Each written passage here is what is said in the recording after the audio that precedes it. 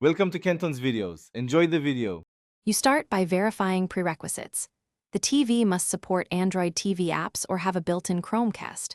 Once done, make sure both your TV and your phone or PC are on the same Wi-Fi network.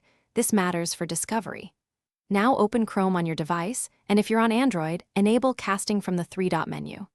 If you have a smart TV with an app store, search Chrome or a browser app and install it. Proceed to pair or sign in as needed.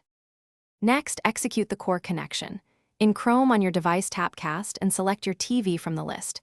This sends tabs, video, or your entire screen. If the TV runs a browser app, open it and sign into the same Google account for synced tabs and passwords. This simplifies navigation. Use the TV remote to interact, but make sure to use your phone or keyboard for faster typing. Once video starts, adjust TV input and volume. If performance lags, lower resolution or close unused tabs.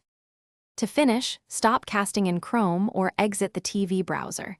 This closes the session cleanly and avoids background playback. Make sure you sign out of any accounts on shared TVs for privacy. If something goes wrong, try one targeted troubleshooting tip. Restart the TV and your router, because most discovery and streaming issues resolve after a network reboot. If problems persist, clear Chrome's cache on the sending device or reinstall the TV.